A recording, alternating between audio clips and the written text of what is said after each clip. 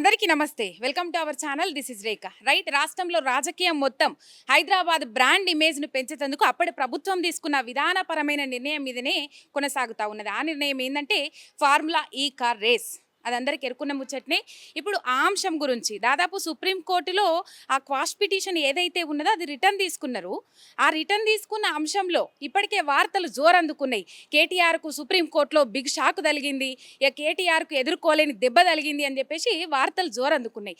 ఇక మరి ఈ వార్తలల్లో ఎంతవరకు నిజం ఉన్నది, ఈ వార్తలలో ఉన్న సారాంశం ఏంది, ఈ యొక్క అంశాలన్నీ మనతో మాట్లాడడానికి బీఆర్ఎస్ లీగల్ సెల్ అడ్వైజర్ సోమ భరత్ సార్ ఆయన టీం ఉన్నారు, వాళ్ళతో మాట్లాడదాం. నమస్తే సార్. దాదాపు ఇప్పటికే జోరందుకున్నాయి వార్తలు ఏంటంటే కేటీఆర్కు బిగ్ షాక్ తగిలింది అని. ఏం షాక్ తగిలింది సార్? అసలు షాక్ అని ఎందుకు వార్తలు జోరుగా ప్రచారం చేస్తూ ఉన్నారు? అర్థం పర్థం లేని మాటలు మాట్లాడుతున్నారమ్మా. అసలు ఏదో ఒక చిల్లర మాటలు మాట్లాడి బదనాం చేయాలనే ఆలోచన తప్ప కేసు కొట్టేయబడలేదు. కేసుని వెనకకు తీసుకున్నాం, విత్డ్రా చేసుకున్నాం. ఎందుకు అనంటే 7వ తారీఖు వేసినాం ఈ కేసు. 7వ తారీఖు వేసిన తర్వాత 9వ తారీఖు కేసు హియరింగ్ అయ్యేదానికి ముందే మళ్ళీ కూడా ఏసీబీ వాళ్ళు విచారణకు పిలిచారు.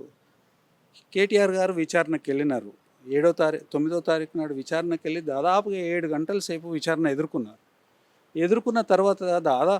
ఎదుర్కొన్న తర్వాత ఈ కేసు ఫస్ట్ టైం ఇవాళ సుప్రీంకోర్టులో వస్తుంది. సుప్రీంకోర్టు ఈ కేసు వచ్చినప్పుడు అడ్వకేట్ గారు ఈ కేసు ఎందుకు వేసినారు అనేది చెప్పి విత్డ్రా చేసుకుందాం అనుకున్నారు. కానీ ఈ లోపల జడ్జెస్ కూడా ఏమన్నారంటే ఈ స్టేజ్లో ఎందుకు విచారణ అవుతుంది కదా అనేది వాళ్ళు ఎక్స్ప్రెస్ చేస్తున్నారు. కేసు ఆ సందర్భంగా అడ్వకేట్ ఏం చేస్తున్నారు, కేటీఆర్ గారి అడ్వకేట్ విత్డ్రా చేసుకుంటాం మేము అని విత్డ్రా చేసుకున్నారు. ఈ కేసును వాదించలేదు. ఈ కేసులో సుప్రీంకోర్టు ఒక డెసిషన్ ఇచ్చి కొట్టేయలేదు. ఇది తప్పు, ఇది ఒప్పు అని కోర్టు ఏం చెప్పలేదు.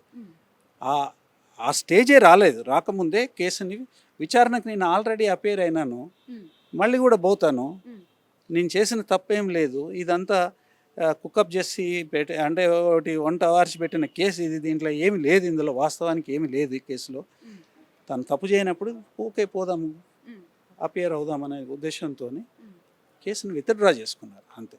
వీళ్ళు ఇప్పుడు కేటీఆర్ గారు ఒక్కళ్ళే చేసుకోలేదమ్మా. ఇది నేషనల్ హెరాల్డ్ కేసులో అమ్మ కొడుకుని ఇద్దరిని నేరస్తుల కింద పెట్టినారు ఎక్కడ ఢిల్లీలో.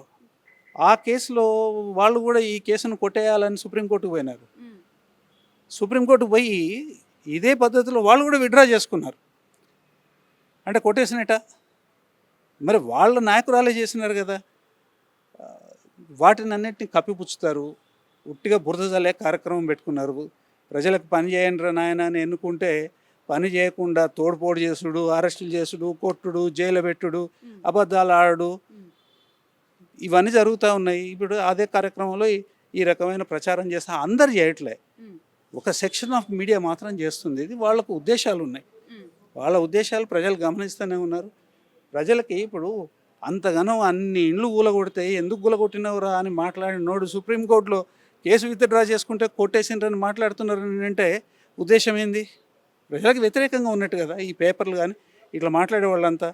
అంటే మళ్ళీ ఏమన్నా అంటే కొట్టేస్తూ అది అంటే విత్డ్రా చేస్తే కూడా కొట్టేసినట్టే కదా అని ఒక లాజిక్ తీసుకొచ్చి మాట్లాడు.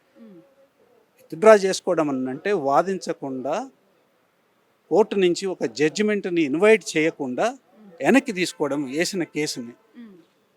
నేను ఎట్లా ఆల్రెడీ 2 సార్లు వెళ్ళింది ఏసీబీ దగ్గరికి, ఇవి రేపు ఈడీ దగ్గర కూడా పోతున్నాయి.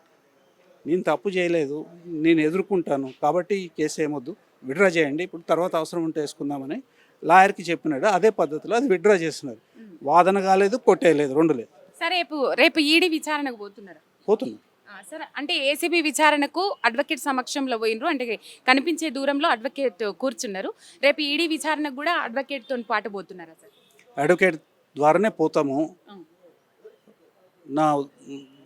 మాకు నమ్మకం ఏంటంటే ఈడీ కూడా ఏసీబీ ఇవాళ మన కోర్టు ఏసీబీకి ఇచ్చిన అడ్వకేట్ని ఏ రకంగా అయితే ఉంచాలో ఏసీబీకి ఇచ్చిన డైరెక్షన్ను ఈడీ కూడా పరిశీలించి దాన్ని ఫాలో చేస్తారని అనుకుంటున్నాం.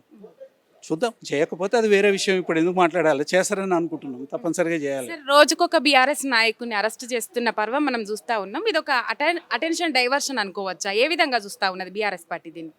అటెన్షన్ డైవర్షన్ అన్నట్టుగా ప్రజలను అడగండి, మీరు ప్రజలను అడగండి. మీకు ఇప్పుడు వందలాది వాగ్దానాలు చేస్తున్నారు, గ్యారంటీలని కార్డులు వంచి పెట్టినారు, చేయట్లేదు. ప్రజలు అడుగుతారు కదా, వాళ్ళ దృష్టి పోతుంది కదా, ఆ దృష్టి అటు రాకుండా ఉండేదానికోసం మరి చేస్తారు, ఇదే చేస్తారు. మామూలుగా ఎవరు చేస్తారంటే అటెన్షన్ డైవర్షన్ క్రిమినల్ లాలో ఉంటుందమ్మా, క్రిమినాలజీలో. అటెన్షన్ డైవర్షన్ ఎవరు చేస్తారంటే నేరస్తులు, దొంగలు, దోపిడీదారులు చేస్తారు. ప్రజల్ని మోసం చేసిన వాళ్ళు కూడా నేరస్తులే కదా ప్రజాక్షేత్రంలో, వాళ్ళు కూడా అదే చేస్తున్నారేమో మరి.